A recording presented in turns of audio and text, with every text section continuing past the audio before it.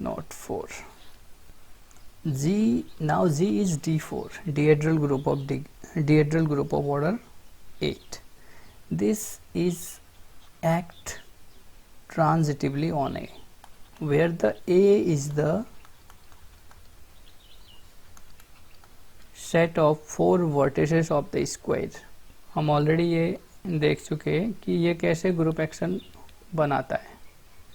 Suppose this is 1 2 3 4. सो इस type का हमने ग्रुप ऑलरेडी कर चुके हैं.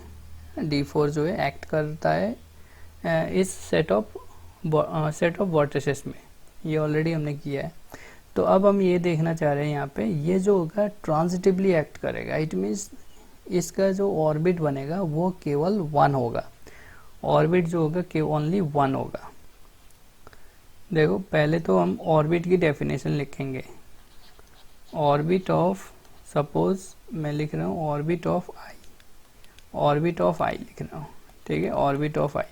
ऑर्बिट ऑफ आई क्या होता है? G dot I such that G belongs to group G. यहाँ पे मेरा ग्रुप जो है D4 है.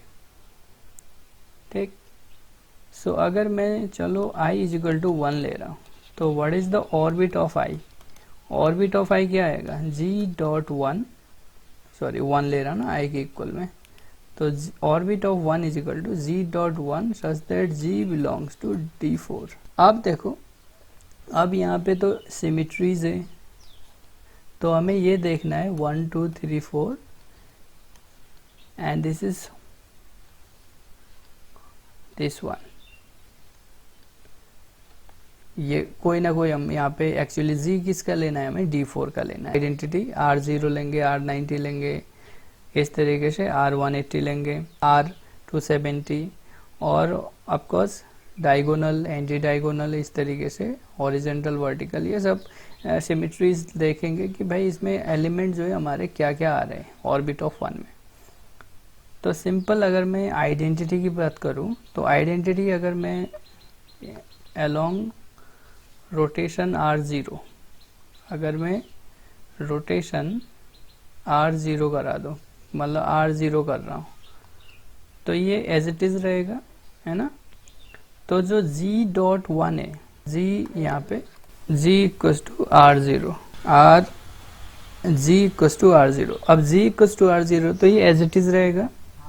सो अंडर दिस G तो G डॉट 1 जो होगा वो आपका 1 ही आएगा यहाँ पे, है ना. तो अंडर दिस G R0 तो ये एलिमेंट 1 तो आएगा ही. Now second element. अब देखो आप सोचो, थिंक करो R, अब G equals to suppose R90 हो. जब G इक्वस टू R90 हो, ऑफकोर्स आप जो रोटेशन कर रहे हो यहाँ पे क्लॉकवाइज डायरेक्शन में करोगे. तो फिक्स करना है, अगर क्लॉकवाइज करना है तो थ्रू आउट क्लॉकवाइज ही करना है. तो क्लॉकवाइज डायरेक्शन में आपने किया तो R90. तो अगर R90 आप करते हो तो ये क्या हो रहा है? तो अंडर द R90 जो इमेज आएगी इसकी कहाँ जाएगी? यहाँ पे जाएगी. अगर मैं सिंपली इसको रोटेट किया तो 1 की इमेज देखो यहाँ पे 4 आ रही है. देखो क्या हो रहा है, फर्स्ट तो हमने G इक्वस टू R0 किया तो वो 1 की इमेज 1 ही आई, यानी G डॉट 1 करने पे 1 ही आया, वो मैंने लिख दिया. अब मैंने R90 डिग्री किया. जब R90 डिग्री किया तो इसको रोटेट किया तो अब सिंपल देखो 1 की इमेज क्या आ रही है. सिंपल देखो यहाँ पे ये 1 है तो 1 की इमेज 1 के कॉरेस्पॉन्डिंग यहाँ पे कौन सा वर्टेक्स है? 4 है. 1 के कॉरेस्पॉन्डिंग वर्टेक्स 4 है. तो अब मैं यहाँ पे डायरेक्ट 4 लिख रहा हूँ. ठीक है, 1 के कॉरेस्पॉन्डिंग वर्टेक्स 4 है तो 4, यानी R90 के कॉरेस्पॉन्डिंग 1 की इमेज जो है 4 आ रही है. अब G इक्वस टू आप करो 180 डिग्री.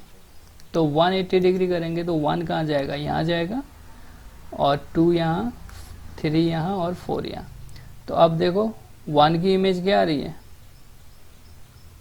अंडर R80 3 आ रही है. एंड जैसे ही आप G इक्वस टू R270 करोगे तो ये आ जाएगा आपका, कौन सा बचा है? 2 आएगा. ठीक है. सो ऑर्बिट ऑफ 1 जब हम कर रहे हैं वो आ रहा है 1 2 3 4. सारे एलिमेंट आ गए।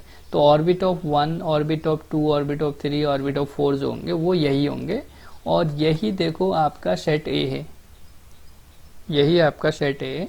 Therefore this D4 is transitive, ठीक है, because it has only one orbit. यानी स्टेबलाइजर ऑफ आई का ऑर्डर क्या होगा?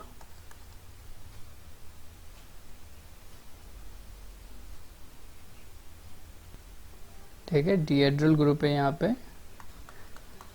D4 का ऑर्डर है 8 यहाँ पे। तो D4 का ऑर्डर 8 है, ऑर्बिट का ऑर्डर 4 है, तो स्टेबलाइजर का ऑर्डर कितना होगा? बिल्कुल 2 हो जाएगा। स्टेब ऑफ आई का ऑर्डर 2 हो जाएगा, because we know the orbit of I, order of orbit of I is equal to order of G, index of stab of I in G, ये है ना, ये आपको पता है तभी आप ये 2 लिख रहे हो। अदरवाइज हमने ये किया भी है, ये देखो जो हमने ये एग्जाम्पल 2 में किया है, स्टेप ऑफ 1 निकाला है आपने, तो स्टेप ऑफ 1 में क्या आ रहा है? 2 एलिमेंट आ रहे हैं ई कॉमा एस, और स्टेप ऑफ 3 में भी ई कॉमा एस ही आ रहे हैं, तो इसमें 2 एलिमेंट आ रहा है। इसी में अगर आप इसको लेना चाहो, अगर बी देखो जरा, इसी में ग्रुप में बी देखो और बी बनाओ, और इसमें देखना चाहो कि भाई आपका जो है ऑर्बिट में क्या एलिमेंट आ रहे हैं। अगर आप जी एक्ट कर रहे हैं बी पे, इस वाले बी पे, तब आप देखो कि आपके ऑर्बिट में क्या ये ट्रांजिटिव है। ऑफकोर्स ये ट्रांजिटिव, क्या ये ट्रांजिटिव है ये देखना है, ठीक है। तो देखो सिमिलर, एक्चुअली पहले हमने जो कर रखे उसी को हम आगे प्रोसीड कर रहे हैं, और यहाँ पे देख रहे हैं हम क्या वो ट्रांजिटिव है या नहीं है। ये ट्रांजिटिव देखने के लिए हम देख रहे हैं कि उसके पास कितने ऑर्बिट है। नंबर 5 देखो जरा, 5 में मैं ले रहा हूँ आपको G equals to D4 and this also act transitively on the set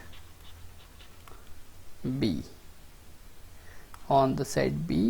and where B is 1 3 and 2 4. This is the set of pair of opposite vertex of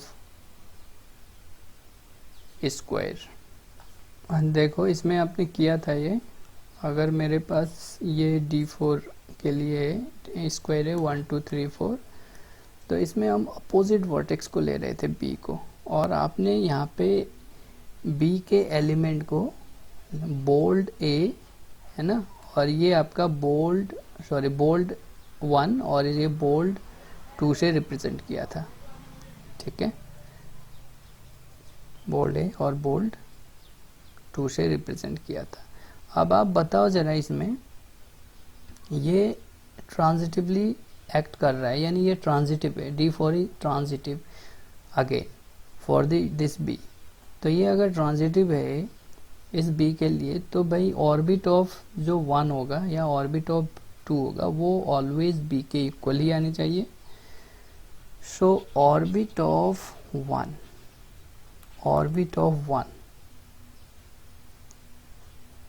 क्या होंगे?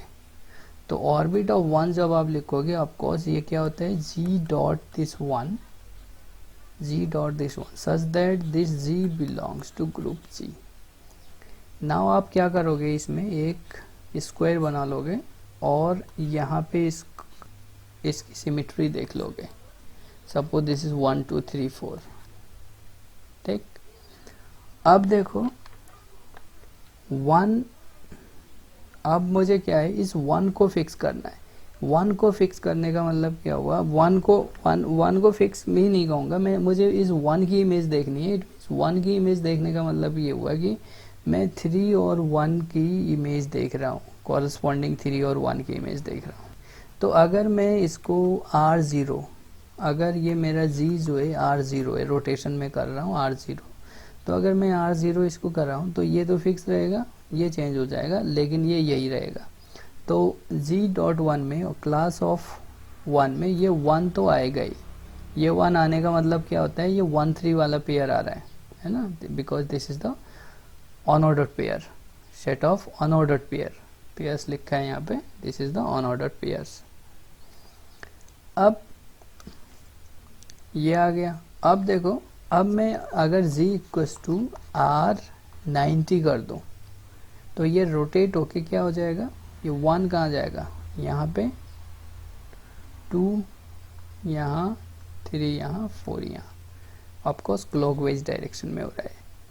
तो ये R90 के लिए हो रहा है। तो अब देखो ज़रा, अब 1 3 की जो इमेज है वो क्या आ रहा है, 4 2 आ रहा है, यानी ये 1 3 की जो इमेज है यहाँ पे क्या आ रहा है, 1 3 4 2 आ रहा है।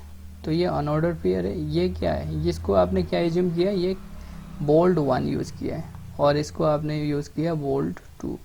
तो अगर 1,3 यानी 1 है, ये 1 की इमेज 2 आ रही है under the R90, so we have a R90 in the G which send 1 to 2, so this is 2 in the orbit 2।